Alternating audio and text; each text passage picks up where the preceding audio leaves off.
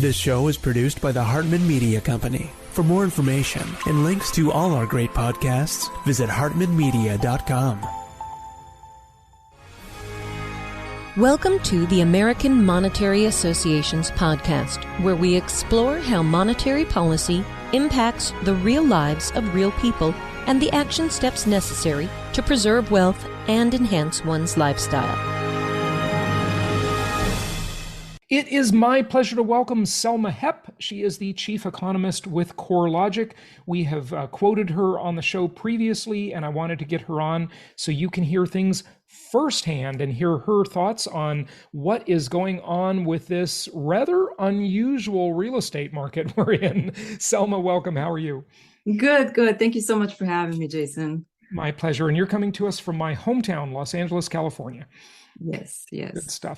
Well, give us some insight. I know you've got some visual aids to share as well. So for those watching on video, I think you'll be interested in these, but we'll try and explain them for our audio listeners. Just kind of your overall take, maybe. Let's start with that, Selma. Yeah, so obviously very challenging market. Anywhere you look at it, it's challenging for everyone. I think the only group that's benefiting from all of this is existing homeowners because they have a very low mortgage rate and their equity is growing. But when you look at transactions, it's some of the historical lows. So we've seen home sales decline quite a bit this year, again, after decline last year, particularly in the last few months as mortgage rates started increasing. So mortgage rates are really being the major driver here of what's happening. Mortgage originations too are at some 40-year low. Affordability is at 40-year low. I mean, any stat is just indicates a very challenging housing market. So that's really where we are at the moment, and I don't think much is going to change through the remainder of the year, because we are entering winter season, and that's usually the slower time of the year, and mortgage rates have been going up. So that's a double whammy there. So nothing really likely to change until spring of next year. So Selma, you used the word challenging several times, and I just want to define challenging, because I think the CoreLogic perspective is the same as maybe the real estate brokerage industry and title industry perspective, which is challenging means volume of transactions are down, volume of mortgage refinances are way down to almost nothing. So that means people that are in the business of brokerage or title insurance or mortgage, they are really noticing a very severe slowdown. How much is sales volume down? And I know that depends where, when, year over year. There's a lot of ways to slice that, but from whatever your take is. Right. It's exactly true. I mean, there's many ways to look at it. But if you look at, for example, overall home sales activity in the U.S., and you account for MLS sales and off MLS sales, we were down some 18% last year, and we're likely to be down another 18% this year. Now, if you look at MLS sales alone, we are likely to be down some 20-ish, 23% overall for the year. If you look at mortgage originations, same situation, count-wise, we are likely to be down over 35%. So yeah, challenging to me means declines. Declines in volume. In volume, right. Right. Okay. So talk to us about inventory and the effect of this decline in volume on inventory, and then of course prices, which is what most people think of as the real estate market. I think that's a little bit myopic, but most people want to predict our prices going up or down. That's the big mindset out there, if you will. There's a lot more to it than that, but that's what most people are thinking about. Talk to us about volume and prices, if you would. So yeah, I mean, inventory too are at the lowest levels that they've been historically. To give you some context, going into the Great Recession or around the Great Recession times, we were almost at 4 million homes available for sale. Now we are at about less than 1 million homes available for sale. So a quarter of where we were at 4 million homes being available for sale. One thing, it's due to increase in new construction, but in my opinion, it was really the subprime crisis that led to huge declines and overall housing housing crash. So not to equate the two, inventory being high with potential crash in home prices. But going back to where we are today, we are at the lowest inventories that we've ever had. And that's what's constraining markets in terms of potential home sales, especially in markets where we don't have new construction. And so there is this huge sort of divide or tale of two markets that have, reasonable number of new construction. They're having more transactions or less of a decline in transactions versus markets that have been historically lacking new inventory and are less affordable, and lock-in effect is playing a much more larger role. So now they have larger decline in inventory, so almost no transaction, no possibility for transactions at all. But because of this lack of inventory, that's what's driving home prices now. I mean, it's having a huge impact on home prices. Coming into this year, we thought that home prices were going to decline, as they were declining in second part of last year. But it turned out that as soon as we hit the spring home buying season, and mortgage rates helped there too, because mortgage rates came down, we did see a home price pressure build up, and overall for this year we are up about 5% in terms of home prices from that bottom in February to where we are today. Now it's going to be hard to continue that increase in home prices because of mortgage rates where they are today. Yeah. Okay. So the first thing I want to make a distinction of, Selma, if you would, is that when you quoted that during the Great Recession, 2008-ish, 4 million homes were for sale. That was the inventory level you mentioned. And now we have less than 1 million. I am frequently quoting Alto stats on the show, so I just want to make that distinction for the listeners because it is important. And that's only active listings. If you're using the NAR data or maybe your own CoreLogic data, and I don't know how the CoreLogic data works, so you could tell us, but NAR data, when they call it inventory, they include active, pending, and contingent sales. I don't like the way they do it, but as long as that's your comparison at both points that you're comparing, it's fine, because the only important thing is that you're making the comparison. Does CoreLogic do its own data on inventory levels or using NAR data? No. We have our own data. Okay. We do track a lot of housing activity based on MLS data, and we have a number of products that are based on MLS data. So it is actually active listings that I'm looking at when I'm looking at these numbers. But I was also thinking of availability, not just of existing homes, but also new homes available, which are not necessarily all in MLS, right? Right. And the new homes are tricky because nowadays, more and more builders, I think, are putting them in the MLS. But here's the trick, folks, and this is why you have to listen to the show, okay? Because it's complicated, like my favorite Facebook relationship status. It's complicated, okay? So, the builders will put a few properties in the MLS, for example, but they know they have 15 more properties that are not listed in the MLS, and they're using those few properties they list in the MLS to basically be the bait to bring people in for a discussion. And they'll say, well, that one might not be the right home for you, but we've got this one, that's coming up, right? Or it's under construction. So these things get kind of dicey, right? Right. They do, but either way you look at it, we are sort of at historical lows, which is the main reason why the home prices are growing at this point. So, that's really the main sort of takeaway from where the inventories are. Okay, so that takeaway is so important. So folks, we have 1/4 per the CoreLogic data. We have 1/4 of the properties we had for sale during the Great Recession. So just understand that if supply and demand is your thing, the most basic rule of economics, there is very little inventory. It is really, really constricted beyond comprehension. It really is. Anything more you want to say about that, Selma, or did you want to share some of your visuals with us too? Well, yeah. So, okay, let me do this one. This one is interesting because I did actually compare new listings, right? Because, you have overall active inventory, but what's more important right now is the rate at which new listings are coming in. Because if you see a surge, it's telling us, okay, well, maybe inventory is building up, which unfortunately the fact is that it's not. But so let me just get to that slide. But this particular slide is showing change in new listings between this summer, from May to July of this summer versus last summer. And the darker blue areas are larger decline, and pink areas are basically an increase. So if you look at the table on the right, these are really the only about dozen or a little more than a dozen metro areas that we've seen increase in new listings. Otherwise, everywhere it's been a decline. And if you look at the top table, it's mostly all in California, So when I was mentioning the tale of two markets, right, and then Madison in here, I'm actually getting ready to present in Madison, Wisconsin. So I had that in there. But a couple of things I was looking at here. One is obviously what's happening to new listings, and just this stark difference between sort of West Coast markets or Western markets versus Southeastern markets.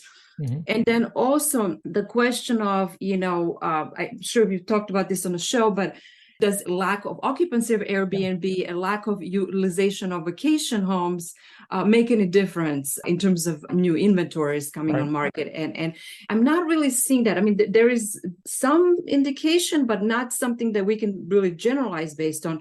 So the two top areas are Flagstaff, which is Sedona, Arizona. That's a vacation market, right? Yeah.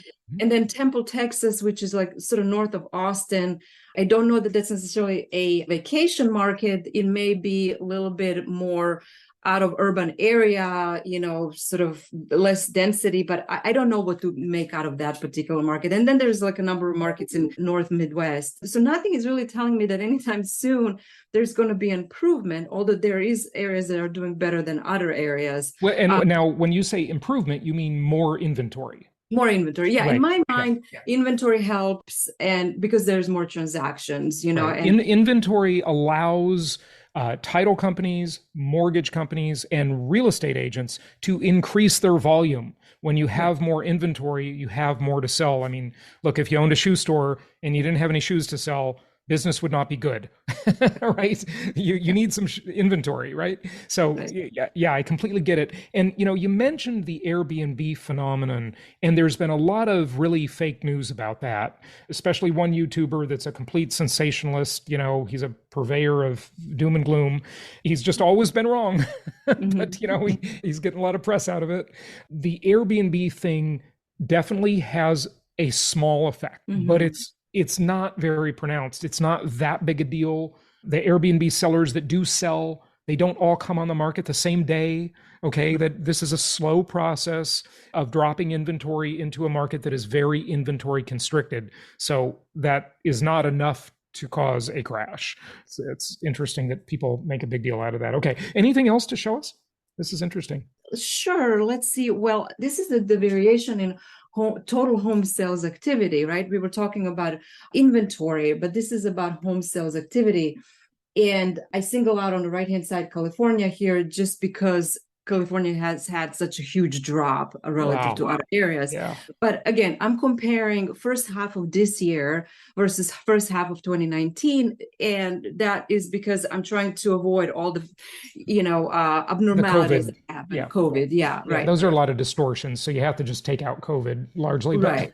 Right. And if we go back to 2019 levels, that would not by itself be that bad either. So sort of the last normal year in many ways. But you can see also the continuation of that tale of two markets, where the western part of the country is just not seeing as many transactions as Southeast, and particularly Southeast and South. So one reason that I talked about was the inventory. The other is obviously affordability, right? Because these markets on the western side of the country are also more expensive and have seen to some extent, a lot of them more appreciation during the pandemic, which made them so much more unaffordable at this point, particularly as we don't see as much out migration to some of them. Like when you think of Boise City, another, pandemic boom town, it was sort of the poster child of immigration. So not doing so well at the moment. Yeah. Well, it's just got overhyped. Boise was, everybody from California moved to Boise, and then you had to give some of that back. Okay, right. It just got overheated. But this is interesting because it shows that California has the lowest level of home sales volume, that's what we're talking about here, sales volume, since 2007. What is interesting about this too, Selma, is the sort of ripple effect of all of the realtors and all of the mortgage people and all of the title companies and all of the people that make money off of transactions, right? They're suffering greatly, right? And so the way they tighten up and don't spend money into the economy so much, unless they have a side hustle, which many of them do, that's an interesting knock-on effect as well. Okay, good. We've only got a few minutes, so I just would like to have you, maybe a question I didn't ask you or anything you want to talk about. And then the other thing though, Selma, is the rental market. If you'd like to talk about that a little bit, we'd love to hear more about that. Okay, so basically we're tracking single family rents here. This is out of the MLS, right? So if it's transacting in MLS, it would be captured here. Not all single family rentals transact in MLS, but we have pretty good sample of transactions, right? And so you can see the surge in rent growth through last summer when it peaked at 20%, and then that precipitous decline. I mean, this very much mirrors what happened with home prices, right? Almost identical. Now, we do break the data down to 4 different tiers of single family rentals. And so I'm showing low tier and high tier. And we've seen a little bit more slowing of rent growth in high tier versus low tier. And I think that's a reflection of inventory differences, right? Low inventory has already been so constrained to begin with. And then high tier saw more appreciation earlier in the pandemic because those were the folks who could move around and drive that growth. But in terms of rent growth at the moment, so these are monthly data in terms of month-over-month changes in rents. And we are now, the red line, the darker red, the burgundy line is year 2023. And through most of this year, it's been moving in line with historical averages. If you look at blue, gray, and purple line, those are 2017, 18, 19. So 2023 is moving in line of those. And then it falls off in August of this year, or, at least declines. And that's not necessarily sort of in line with the seasonal patterns we're showing. But okay, so I'm comparing here rent growth on a year-over-year basis in August of last year versus August of this year. And the darker green bar is this August. And you can see on the bottom 4 metro areas that sort of have been standing out in terms of more negative impacts or more declines in terms of home prices and multifamily rents and single family rents over the last 6 months as a result. But are those declines in rents or are they just decelerations in rents? There's a big difference. Yeah. Right. So here we're looking at the darker blue lines. We were actually looking at the declines on on 4 of the markets. So, and these are such obvious markets, by the way. Right. Miami, which got totally overheated, not a market you would want to invest in. Austin, which got massively overheated. Las Vegas also overheated, and of course Scottsdale with that has maybe one of the biggest Airbnb busts in the country in Scottsdale. So I can see why rents would definitely have gone a little bit negative in those markets, but everything else is positive, even though the rent growth is slower. Right. Still positive, though. Yeah. The other thing that's really interesting to me, too, is the strongest rent growth right now remains in Midwest. And Midwest sort of was a laggard during the pandemic. People were leaving places like Chicago, St. Louis. I mean, it's never been like a top ranking city for when you think of in-migration or price growth or anything like that. But now it's, now we do see relatively more growth in area like that, like St. Louis, Chicago, Boston, and New York. And Boston, New York, Chicago were the 3 areas that were actually declining earlier in the pandemic as people were leaving. So in many ways, it's, the rents are catching up. If they didn't grow before, now they're catching up to rate of growth that other areas were experiencing, which has been really interesting to me because I don't know necessarily that we were expecting this at this point. The other one, for example, Chicago has performed really well. That's amazing. I mean, it performed really well in 2022, and it's the number 3 best performer in 2023. Yeah. Right. I mean, but when you look at 2020 or 2021, it was declining, or it was one of the lowest. Right. Yeah. So I mean, it seems like people seek that now more the trend is affordability versus, I think during the pandemic the trend was more tech nomads, or like people with higher incomes seeking cool places to go, right? And that drove that higher segment of the market. That's not what's happening right now. I think now it's more about markets that are affordable. Right. Yeah, very interesting.